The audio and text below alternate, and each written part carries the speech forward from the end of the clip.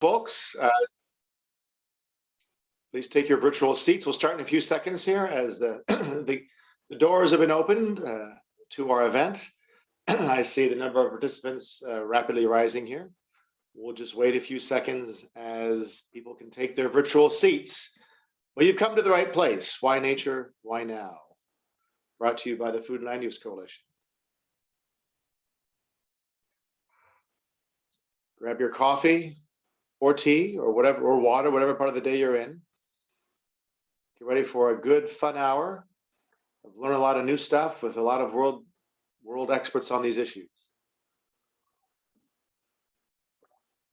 So good morning, good afternoon, good evening, everyone. My name is Craig Hansen. I'm a vice president at the World Resources Institute. I oversee our work on food, forest, water, and the ocean. I'm also a member, as is Deborah, of the Food and Land Use Coalition, which is bringing you this event today. Why nature? Why now? How nature is key to achieving a 1.5 degree C world. Please take your virtual seats.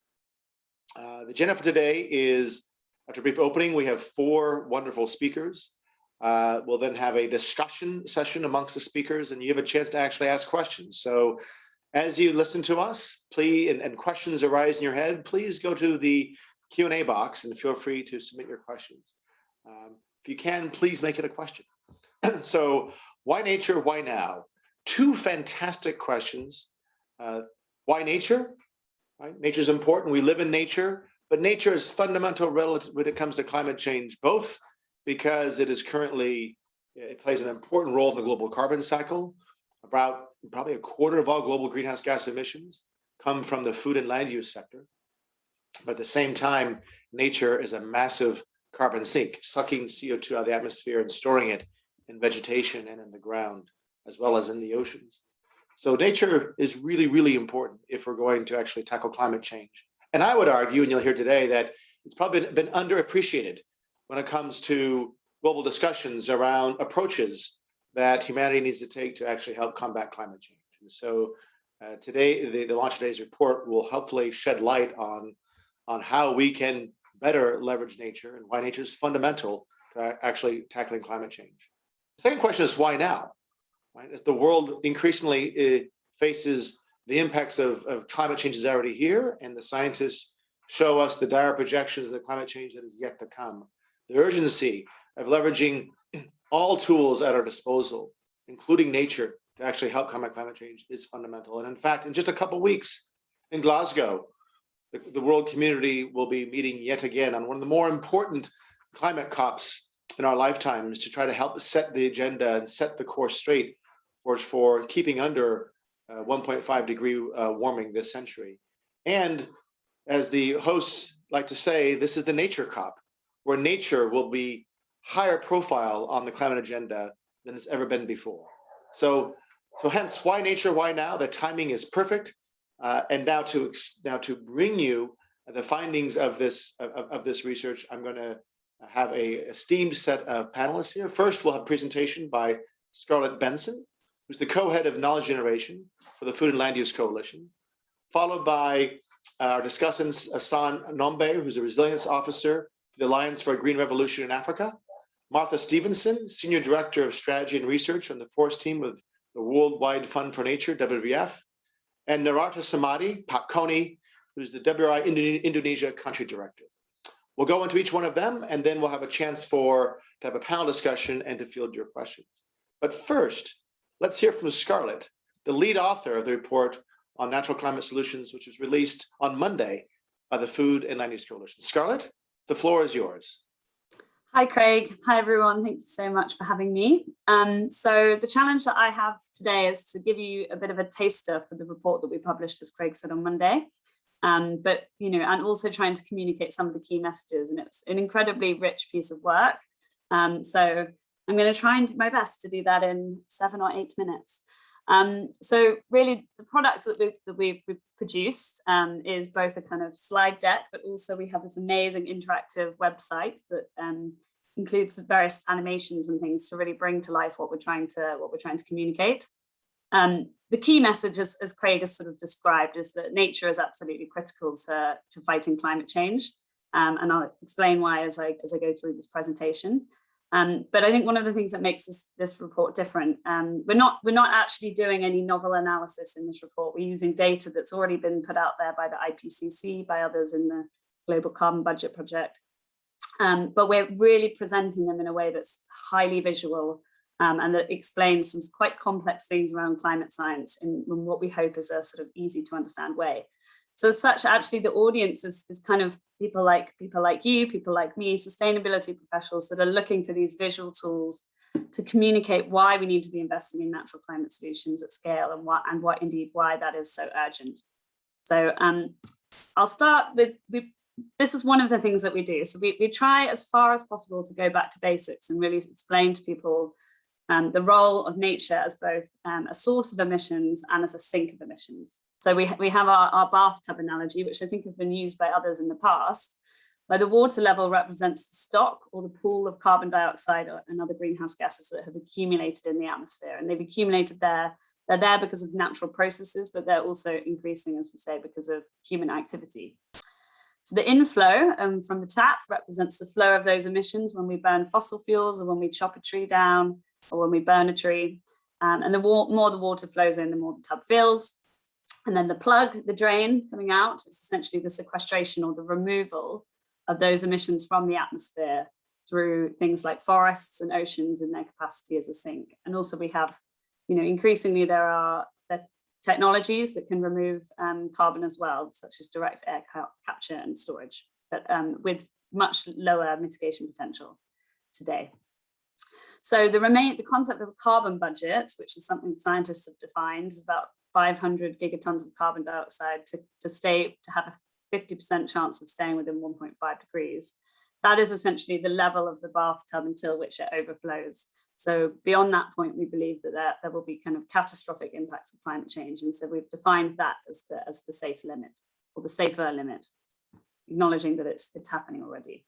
And then we have this concept of tipping points, which I think are getting quite a lot of attention at the moment, but essentially where you have these accelerating feedback loops that can accelerate warming even further. So that one example is permafrost thawing, where the planet warms, it thaws the permafrost, it releases soil carbon, and then increases to warming. And so you have this kind of this feedback loop that accelerates the warming of the planet.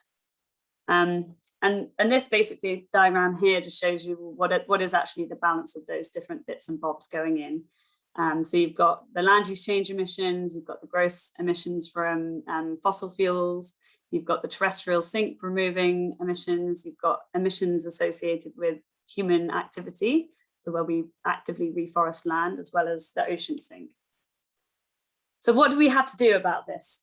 So the first thing, we need to stop the flow, reduce the greenhouse gas emissions. That's fossil fuel emissions. It's also emissions related to land use and land use change. And then we need to pull the plug. So we need to protect and also enhance the capacity of those sinks to remove carbon from the atmosphere, as well as other greenhouse gases. Now, we need to do both of those things at the same time. So we believe that there has historically been a strong emphasis on reducing emissions, which maybe not quite enough emphasis on protecting and enhancing these sinks. I think that that's starting to change, and we're hearing a lot about the role of removal increasingly in the run up to COP.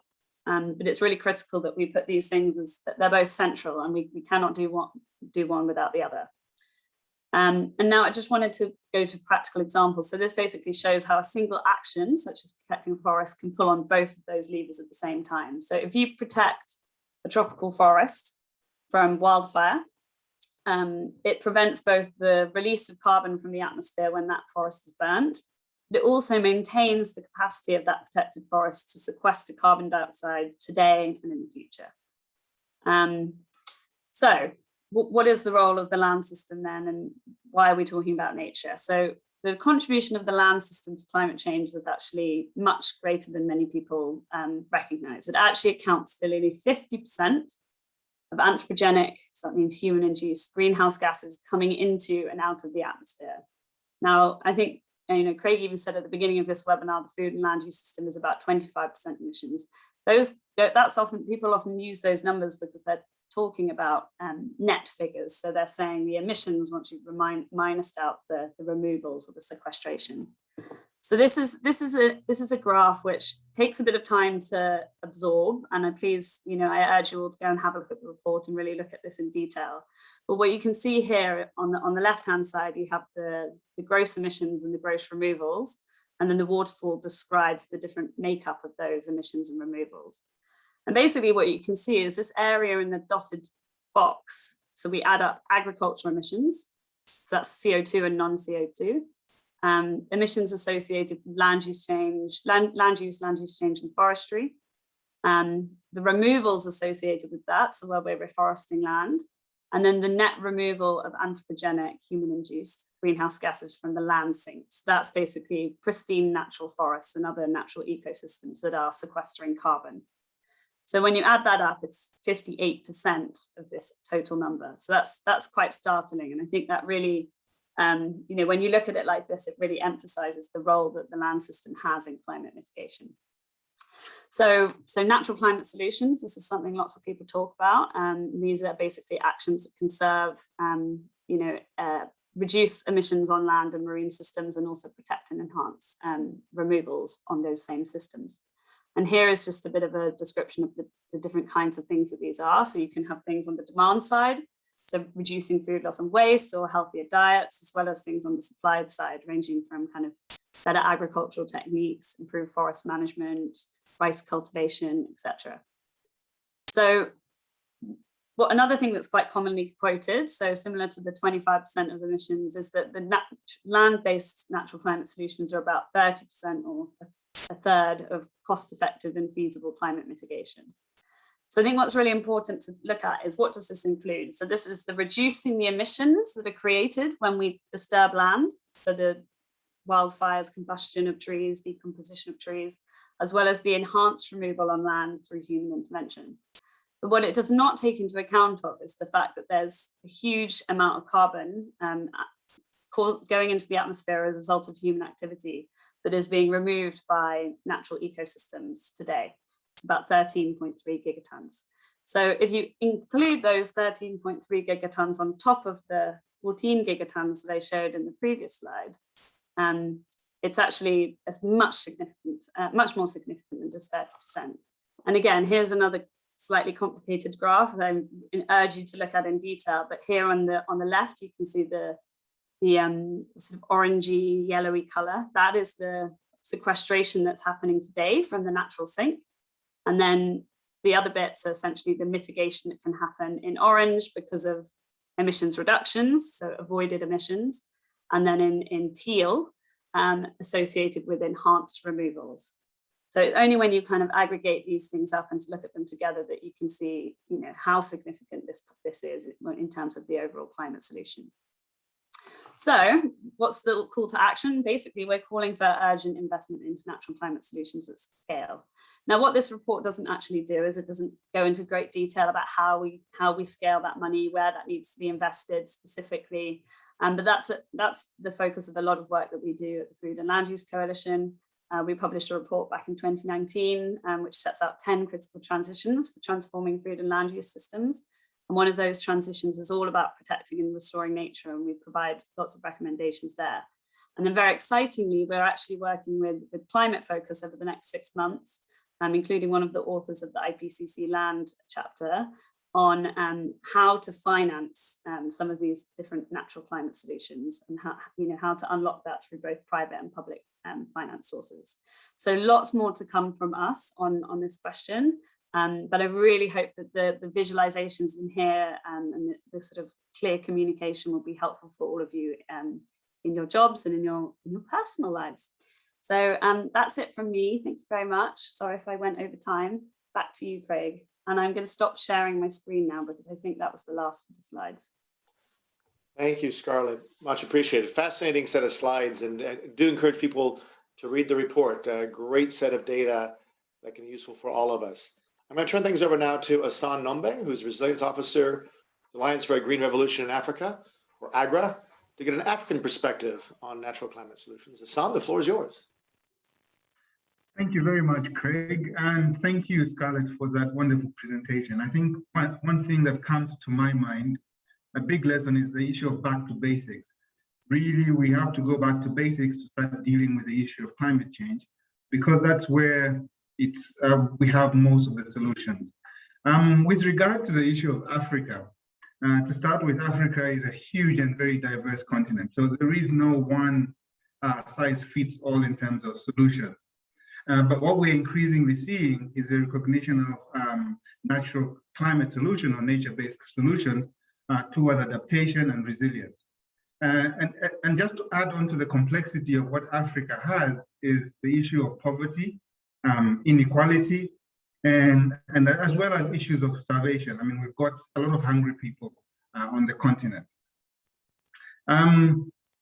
In that sense, biodiversity loss and climate change create a huge complexity around how African governments and how African people solve their development challenges. We've seen from the west coast of Africa, where countries such as Senegal are putting in efforts in rebuilding their mangroves, not only to defend themselves from the rising waters from the coast, but also to provide them food and nutrition, particularly women who rely on the oceans for their livelihood. We also have climate smart solutions that are being propagated across the continent, looking at soil regeneration through reforestation, through tillage technologies that are reducing the release of carbon into the atmosphere. And in that sense, Africa is really looking at its own local solutions towards building resilience to the challenges it's facing from biodiversity and climate change issues. We also see that across the continent, there are natural solutions that are being put in place to protect livelihood and economic activities. In a country such as Uganda, where you've got national parks around key forests and mountain ecosystems, we've seen solutions such as creating banks that slow down the water from the slopes and kind of curb landslides. These are all natural-based solutions that work towards protecting livelihood and economic activities. Economic activities within these areas. And that said, we still have a lot of challenges and a lot of constraints and barriers towards putting natural-based solutions into practice. At the local level, we have inadequate data. We have institutions that are not sufficient to deal with the challenges that are on the ground. And these cause a lot of loss of livelihoods, which leads towards people unsustainably taking out of the natural resources. So it's a huge cycle of poverty. It's a huge cycle that keeps on going round and round and creating these capacity challenges for countries to be able to adapt and deal with the climate issue. And with all these challenges, what do we do going forward? A couple of examples I've given. There's even more around issues of food security, such as regenerative agriculture, that cuts across the productive all the way towards the consumption side, and as well as policy solutions that countries are deploying towards this issue. In the recent past, or kind of actually very recent, we've seen countries updating their NDCs to include more and more nature-based solutions towards the commitments they've made towards reduction of carbon in their economies. So Craig, this is just kind of a really broad overview of what's happening on the continent, how African countries are looking at what they have on the ground as some of the most cost-effective measures and solutions that people can relate to on the ground to build into their own climate solution. So when we go back to the basics, we're talking about looking at what indigenous knowledge has, what local people have been doing for centuries to deal with the climate challenges that they have, and we've deployed these back into policy, into data capture, into analysis that helps us deal with the climate challenges that we have. So let me stop here for now, but I'm sure we'll have quite a bit of discussion around this. Great, thank you, Hassan, and thank you for sharing the perspective of the great continent of Africa. And as you say, it's a massive continent with lots of diversity, and so the solution set will vary, right, as you had alluded to, by region within Africa. And this issue of why nature right now just so fundamental, right? Not only to climate, but also to the food security and other security in Africa. So look forward to more of your perspectives during the discussion. Let me turn things over now to Martha Stevenson, Senior Director of Strategy and Research on the Forest Team of WWF-US. Martha, the floor is yours. Great. Thank you, Craig. Thanks so much for having me here today. And Scarlett, thanks so much for the great overview of the report. It's exciting to see it out in the world. So the report, as you all dig into it, we'll see, has done a great job of looking at the what, the why, the when. And so I wanted to take a little bit of time to kind of focus on the who, which is what we've been working on specifically at WWF with regard to developing forest, land, and agriculture targets within the Science-Based Targets Initiative for Climate. So this will give guidance to the corporate sector, particularly for those companies within the sector on what their level of ambition needs to be with regard to climate goals, and which specific actions they need to take in order to contribute to this overall framing. Certainly we need government action. We've heard about that. We need NDCs ratcheted up. To protect the sink that Scarlett was highlighting, we need decarbonization from the energy sector and from the transport sector immediately. That's a huge part of the work that remains in front of us. But when we look at this portion of land sector emissions, because the land sector tends to be quite different, where we have the kind of traded formal sector, but then we also have domestic consumption, subsistence, and a lot of land that's managed by, under traditional management, government management, or different religious institutions. So it really is a different industry sector when we think about it compared to things like steel or energy production. So within the land sector, there are specific activities that companies working in agriculture, companies working in forestry are most fit to deliver on. And those include, the immediate halting of deforestation and forest degradation within supply chains, also including the loss of other natural habitats like woodlands, shrublands, and grasslands. In the models, we tend to group all these together and call them deforestation, but it really is land use change across any natural habitats that are included within those climate emissions. And so we need to be looking at all of them, including peatland burnings that are also included there. We also need to reduce the production agriculture emissions. So this includes things like enteric methane from protein production, fertilizer, manure, and rice. And reduce the consumption emissions on the demand side, both through food waste reduction and better management of our food supply chains and diet shift to low carbon diets. On the working lands, and I think this kind of climate nature interface is a really important space to show how important working lands are to the future of this world. I think we can often focus on protected areas or restoration, but the land base that we use to actually produce the food, fiber, and fuel that we use in our daily lives are so critical. And so increasing management of soils, pasture, and forests to sequester carbon and add to that sink enhancement, and also establishing agroforestry systems that have numerous benefits across the board. And then, of course, last, regenerating, restoring on working land. So establishing these plantation systems on degraded lands or riparian buffer zone, windrows, et cetera, that planting that occurs on those working lands. So based on our estimates, that set of activities by the companies within the sector is about 60% of the 30% that we need to contribute by 2050 that Scarlett had highlighted previously. And then there's this big portion, so the other 40% that we need to deliver that is not associated directly with corporate supply chains. And we tend to call this kind of societal net zero. So net zero is a systems concept. We're trying to break it down into individual pieces for companies to pursue. But we also have all these activities that don't fall directly in someone's supply chain that we still need to deliver on. And this, again, is more in that subsistence activity and traditional and government managed lands. So within that area, We need to secure standing forests using protected areas and other effective area-based conservation measures. We need to stop deforestation and habitat loss that's driven by subsistence agriculture, infrastructure, and land speculation. This is most typically done through landscape-based or jurisdictional approaches in cooperation with governments. So these are much broader and larger efforts, somewhat more complex to deliver. And we also need to expand forest and habitat restoration in appropriate degraded areas that provide multiple benefits to communities. So these are the types of activities that we need companies who've gone very far on their decarbonization journey. They've kind of met their corporate net zero, and now they want to start looking at how can I support societal net zero.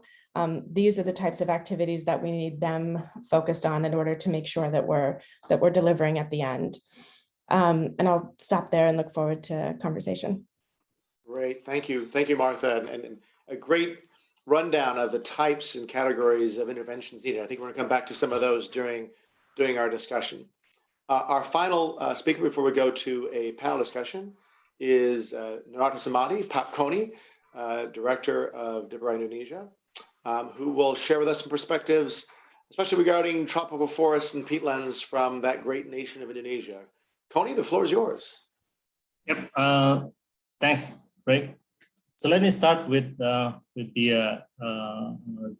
updated national climate commitment that has been submitted to the UNFCCC by the government of Indonesia. So it includes new measures on adaptation and resilience, as well as new targets in a specific sector. In this case, some called as a blue carbon.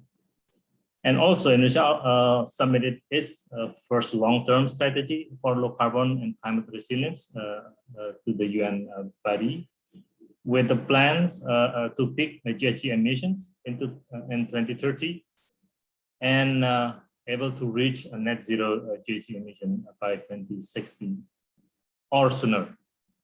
Still, Indonesia considered as less ambitious in its updated NDC target. In the 2030 climate commitment, Indonesia includes positive new measures on adaptation, mitigation, and resilience based on natural climate solutions.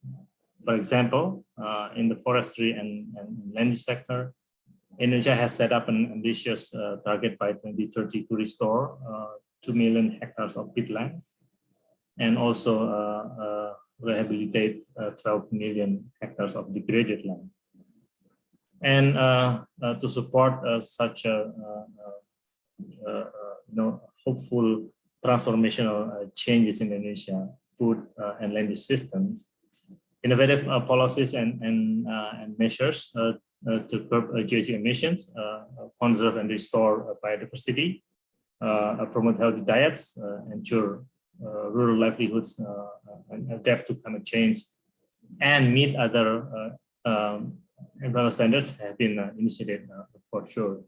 Each of these policy measures are directed to reduce deforestation, either planned or unplanned, meaning illegal deforestation, and also forest degradation, accelerating reforestation and restoration of peat ecosystem.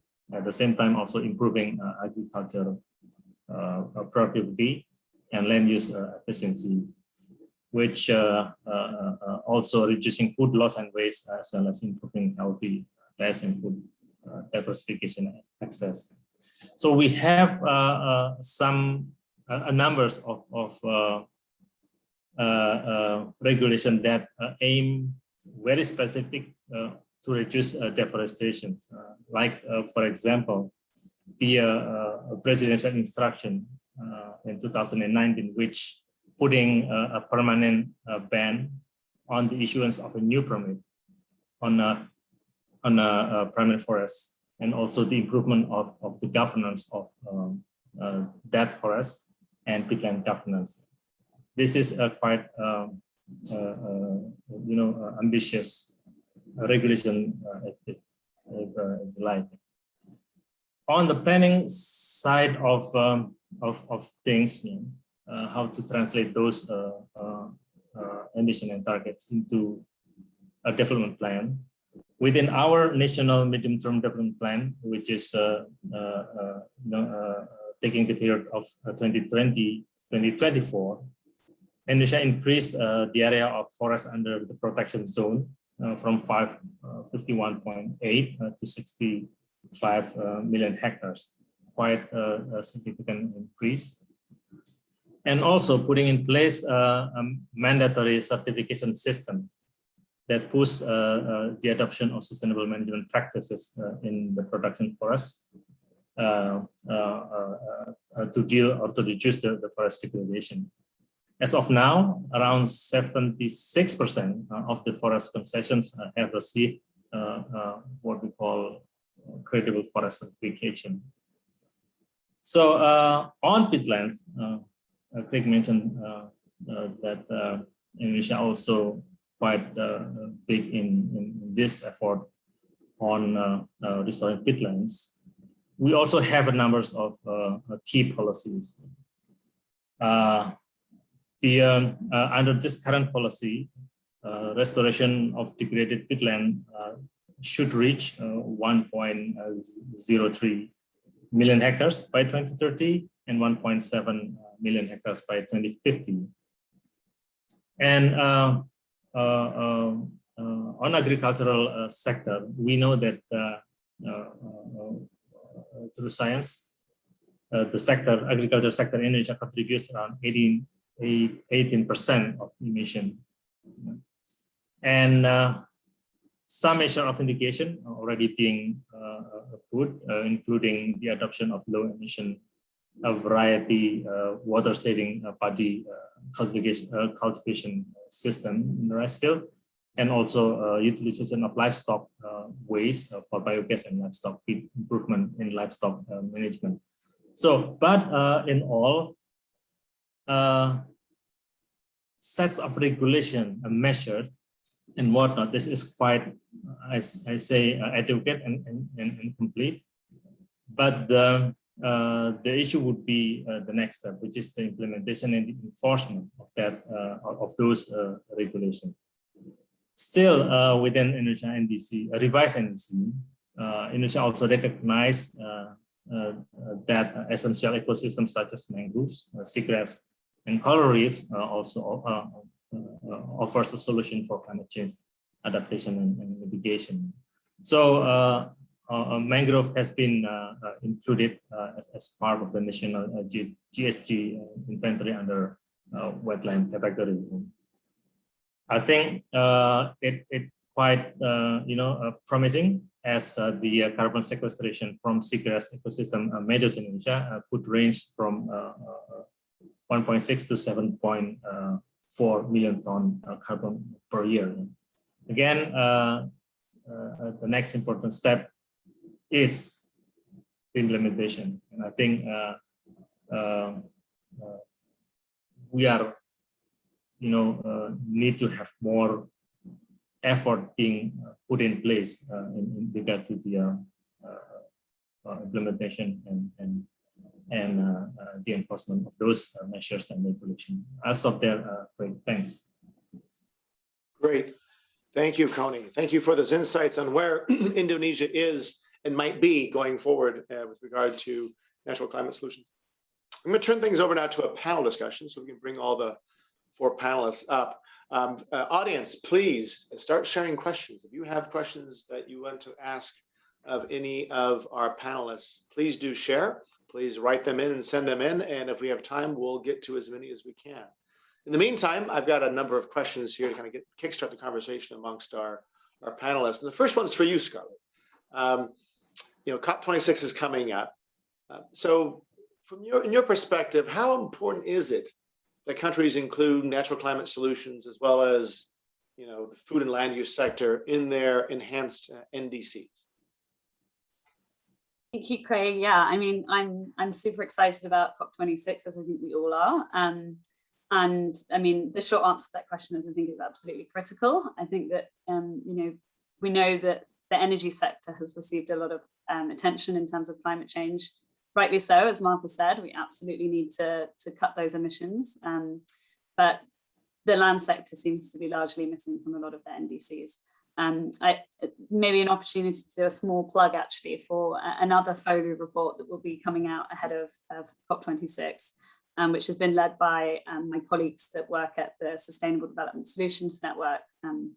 They've essentially assessed all of the enhanced, not all of them, they've looked at a subset of the enhanced and updated NDCs, and they're looking at the extent to which those NDCs include food and land use systems, and also, you know, how actionable they are, the extent to which they use maps to make them actionable, and whether they have policies that are actually supportive of those NDC commitments.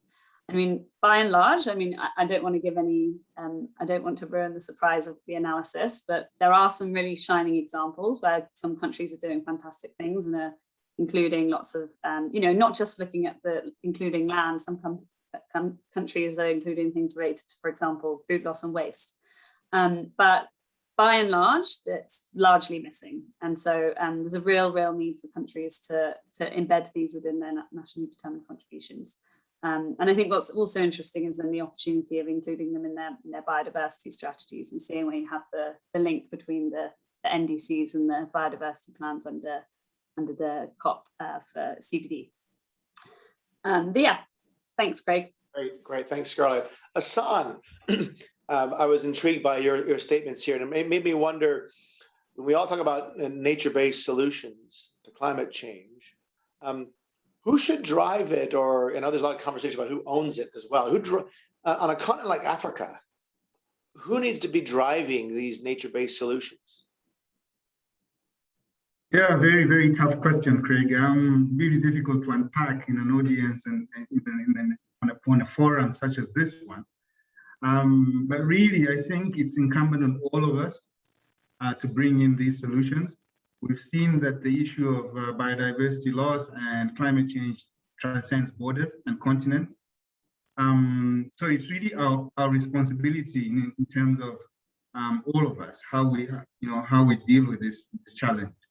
And that said, there's always the issue of the implementation on the ground. Countries and communities take ownership for a lot of these initiatives, but they do require support from scientists across the world, from business, not only within their borders, but across countries. But it's really critical that we build critical capacities, people who are actually implementing these solutions on the ground. Just to give an example, we've been talking regenerative agriculture practices for a while, or agroecology for a while. These require, they are knowledge intensive. They require science, they require data, and they require a lot of capacity building. And a lot of times in our countries, we miss that. We don't have that. And this technology is across borders and across continents. And the sooner we start collaborating, the better it is for all of us. So we all need to own them, but we need to pay attention, particularly to the people on the ground, indigenous communities, the people who produce the food that we eat. We all need to take the responsibility of making sure that some of these actions are done. We have initiatives such as the just rural transition. We need a just transition from where we are today to where we want to be. So yeah, let me stop it here. Thank you. Great, thanks, Hassan. Martha, I'm gonna jump to you here. You talked a little bit about the private sector. I understand within the COP26, there's discussions around the so-called FACT dialogues, food, agriculture, commodity trade, et cetera, forest, agriculture, commodity trade, et cetera. Could you tell us a bit more about FACT dialogues and what outcomes you're expecting maybe from that, and as it relates to this issue? Yeah, sure. So, I mean, the FACT dialogues are effectively, I think, 26 or 28 countries coming together across the producing and consuming nations to really look at the deforestation issue and what needs to happen next on this in order to actually achieve it. So I think we're really encouraged by the high degree of collaboration focused on the approach between this set of countries. What WWF is hoping some of the outcomes of these discussions would be is kind of ratcheting up ambition. A lot of commitments have been made around deforestation. There's been minimal achievement, so really kind of meeting or exceeding the commitments that have been made and ratcheting those up. From the consuming countries, I think we'd like to see policy frameworks put in place around deforestation and conversion-free supply chains. So really starting to assess those imports and what their provenance is with regard to land use change.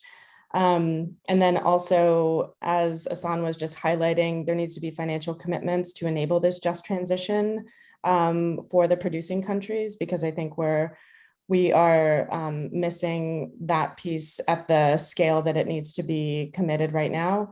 And then also on the producing country side, we're advocating for strengthened environmental legislation and also enforcement of the tenure rights of Indigenous peoples and local communities. So making sure that is part of the package. But I think kind of a next level up, I think we're doing a great job in this COP and in the conversation of really aligning the nature and climate agenda.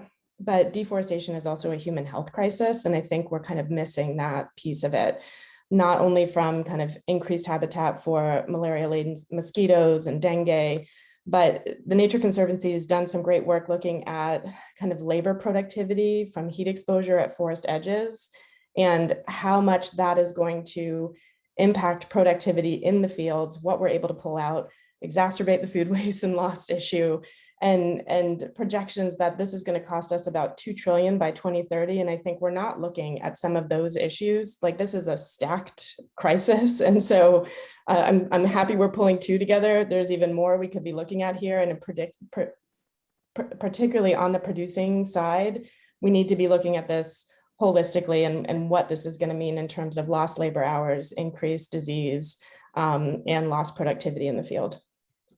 Great. Thank you, Martha. We have a number of questions coming out. I have one question of Coney, and I'm going to go to the audience here. Coney, we've talked a lot about, the promise here of nature-based solutions, et cetera.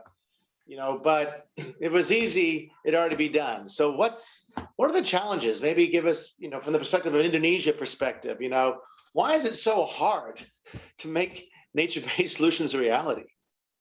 Don't depress us too much, but give us a sense of the barriers. Yeah, sure. One among those, let's say, challenges and barriers is the fact that the financing forest conservation and restoration has proved difficult because many forest benefits are not monetized. Indonesia is quite late in valuing the benefit of having forest standing. Like, for example, the current economic valuation of nature at the level of government regulation is still in the draft stage, and this is a regulation that would allow us, as a country, to monetize the forest surface and whatnot. So that is among the barriers and also the challenges why it did not happen. And the second reason, Martha kindly touched upon the indigenous people. The communities living in and around the forest areas actually can play a vital role in successful conservation and restoration, but are too often excluded from decision making about the forest policy, in part because of unclear and contested land tenure. So, but as we all know, indigenous people and local communities collectively occupy at least half of the world of forest, but only have a legal rights to only about 10%. Indonesia has approximately the same kind of a statistic. So this absence of secure legal rights leaves communities and the forest vulnerable. So those are at least two reason why, or barriers, if that is the correct concept, why it is hard to do that. Thank you, Coney. Thank you for that reality check there. We have a question here from the audience about the New York Declaration on Forests. Where are we with it? Has it failed? Is it too early to say that? Where are we in the where is the New York Declaration on Forests vis-a-vis world progress? Maybe as a question, maybe for Martha or for Scarlett, who wants to take that one? Maybe Martha. There's a very deft offering there on this virtual. I'm going to admit that they published a new report last Monday, which is right at the top of my to-do list. Yes. That I have not read it yet. Yeah. Yes. Same. I mean, I think the one thing I do like about the New York Declaration is how regularly they review the commitments and the updates, which I think is different than a lot of commitment platforms. So they really do a good job of monitoring themselves and seeing where progress is being made. I think we would all agree that we haven't seen the progress that we were all hoping out of that declaration.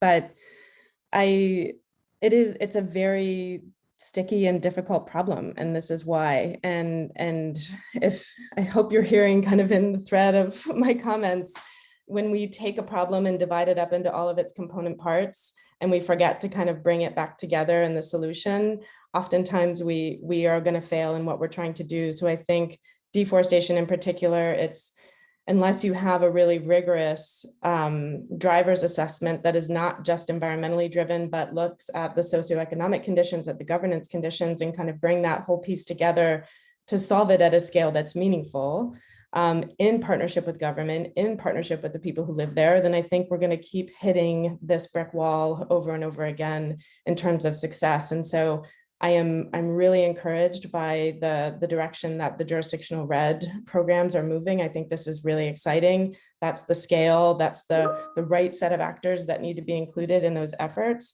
And I think, what we're seeing from the corporate sector participating in some of these jurisdictional approaches is also really encouraging, but this is a messy problem and it's going to take a messy process in order to pull it together. So I think really the poesis moment, the bringing together, to me is what's most important around driving deforestation, which is why I bring up the human health crisis, because I think it brings another set of stakeholders and drivers to the table to actually get this done. Maybe I can also build on that. I mean, that's a much better answer than I could have given, but I think some of the things that there were many barriers sort of 10 years ago that are beginning to be unlocked. Things like transparency and traceability. We're seeing lots of new technologies that are allowing companies to actually know what's happening within their supply chains. And then another one is actually the kind of accountancy rules that underpin what companies take responsibility for. And kudos to the WRI team who are leading on the GHG protocol update, which is going to basically provide guidance on how companies bring their land sector emissions into their corporate value chains. And really, until companies start measuring and accounting for this, we're not really going to get anywhere. So, and of course, the work that Martha and her colleagues at WWF are doing with the Science-Based Target Initiative and actually creating those pathways. So I am very positive. Well, am I positive? I'm beginning to feel positive that the pieces are getting into the right pieces are falling into place. Great. There's a question for you, Scarlett, about your comment over the next 6 months of doing your presentation. You said to be looking at how to finance natural climate solutions. Are there any initial insights on, say, interesting models? Yeah, I mean, the genesis of this work was really, there's a lot of noise at the moment about the role of the voluntary carbon market in significantly raising money for nature protection at scale. And I think there is a lot of excitement there, right? Rightly so. And as Martha said, some of the jurisdictional RED approaches that we're seeing are very positive. But we actually wanted to kind of look at this problem with a bit more rigor in terms of thinking about where is voluntary carbon finance going to effectively unlock mitigation? Where should it be focused? Versus where should be private sectors actually investing within their own value chains as part of their kind of commodity sourcing? And indeed, like, where is there essentially something that isn't going to give the private sector return or a benefit, and therefore the public sector actually needs to come in and fund that, potentially, you know, de-risking finance from private sector and investors so that they can make those investments in the future. I think one of the big problems we've seen when we speak to investors is that there's lots of people that want to invest lots of money in nature, but the sort of ticket size, their ability, they need to be investing in the kind of hundreds of millions or millions of dollars, not sort of the amount of money that a small scale project in India or Indonesia or, you know, country in Africa would need. So basically what we're looking at is how do we kind of break up the mitigation wedges and actually match it to different types of financing mechanisms so that we can effectively unlock it. And of course, voluntary carbon markets are going to play a role, but so are many other different forms of finance. Great, thank you. Question for any one of you from the audience here. How do we integrate the externalities on nature, on the land system, when it comes to climate, increased exposure to diseases, biodiversity loss, etc.? When it, you know, so how do all these externalities from, say, the food system, you know, how do we internalize that? Are there any promising insights or examples of that happening? What are your thoughts? I mean, I can jump in with the first one, which to me is the first one to jump to my head, which is the fact that we actually have a subsidy regime that is driving the destruction of nature. So, you know, forget about kind of internalizing these externalities. At the moment, we have all the finance flows, not all of them, significant finance flows going in the wrong direction. I think the figures from the Descriptor review were about between $2 and $4 trillion a year of subsidies that are driving the destruction of nature. So, I mean, the first thing to do is actually, you know, rectify those subsidies and make sure that we're, you know, governments are actually paying for public goods as opposed to propping up a system which is inherently unsustainable. But I'm sure others have other ideas. Yeah, I mean, that's first order of business. And then, I mean, obviously, particularly on the human health side, we are all paying for these anyway, whether it's in increased prices for all of the people who can pay, or the governments are paying it through the tax system. So I think it's all in there. It's just a matter of redirecting flows and making sure that we are promoting the good things we want to see instead of consistently kind of burden sharing or subsidizing the bad behaviors.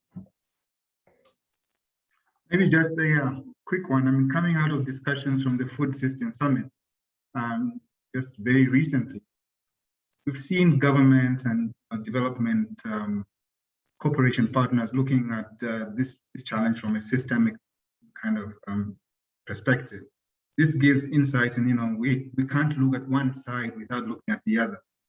So the more we bring evidence onto the table from all corners of our lives, we're able to develop solutions that look into issues, as Scarlett says, what is our financial regime doing? What is our health system doing to our climate? And so a systemic approach towards the problem that we're facing is one of the ways, I think, one of the best ways that I see to getting to this issue. Thank you. Great. Here's a question for you, Connie, very technical. You talked about peatland restoration. How does one actually restore a degraded peatland? Right. There is a principle that we use here in Indonesia through a peatland restoration agency. It's called 3R. The first R is the re-wetting. You know, the first order of business for peatland management has to be wet. Therefore, the first R would be re-wetting, and the second one is re-vegetation, and the third R is the revitalization of the livelihood of people who lives on peatlands. So this 3R has to be done in a combination. And the third R is actually quite important because restoration of degraded peatland has to be looked after or managed for quite some time. The existing for quite some time.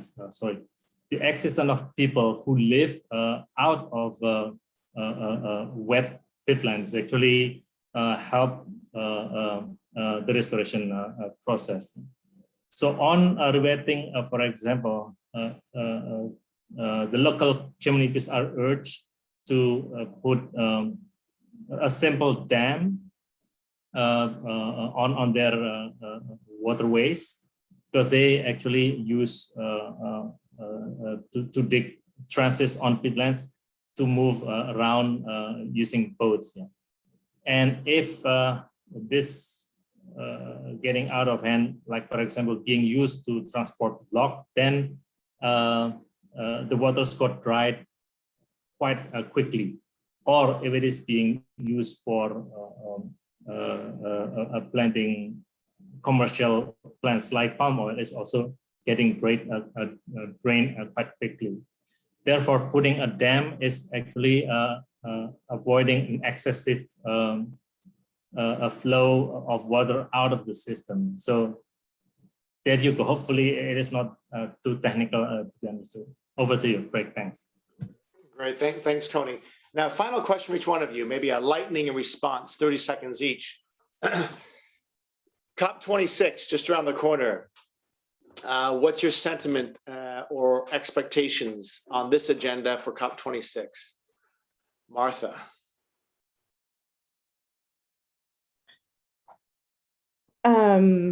Yeah, I think we'll be watching the fact dialogues and see what the process is from that outflow. And also, as Scarlett highlighted, looking at particularly forested countries and how the NDCs kind of moving forward really start to address these issues. And the policy commitments of consuming nations, kind of how they start treating trade flows and provenance of commodities. I think that will be the main area that we're watching. Thank you. Hassan. Yeah, I mean, from where I sit, really, I think a key issue is the issue of a just transition. We need to get a deal that not only takes care of the interests of one side, but all sides. The issue of poverty, hunger, and governance issues on the continent of Africa are real, and these can hinder, or if dealt with, can accelerate a lot of the challenges that we have. So getting to a deal that looks at both sides of the development coin and moving together on this. Thanks. Pat Coney. I would say climate financing, including carbon trading, because that is, I think, the way to go for Indonesia, and we are lacking, let's say, acceleration in that area. Thanks, Craig. Surprise, surprise, Scarlett. Yeah, I mean, similar to Pat Cooney, I mean, I think Article 6 negotiations are going to be really interesting and going to be keeping my eyes on that. And then I think, you know, obviously there's the official negotiations and everything kind of that's happening within a policy context at COP, but there's also all the stuff that's happening on the side events and the commitments that companies are making and things like that. So I'm always very excited to see about the, you know, increasing ambition from non-state actors as well that sort of gathers around the COP event. So yeah, thanks, Craig. Great. Well, a virtual round of applause to each of our presenters here. Scarlett for the great research, Martha, Hassan, and Coney for great comments and perspectives. So a virtual round of applause. Thank you very much. Audience, you know, why nature, why now? Hopefully you've come from this session, you know, with even stronger evidence about why nature is fundamentally important to achieving the climate ambitions of the Paris Agreement. And also that why now is fundamental for action, right? With the climate COP just around the corner. Next year, the second half of the CBD COP. This is the decade of action. You know, the scientists are telling us, the IPCC is telling us that we've got this decade really to make traction, otherwise it'll be too late. Nature has to be part of this, and therefore this decade is the now. So with that, I hope each of you goes to your respective organizations with the messages of why nature, why now, and does your part to help make it a reality. Thank you again. Thank you all for today's session. Thank you. Bye. Thank you.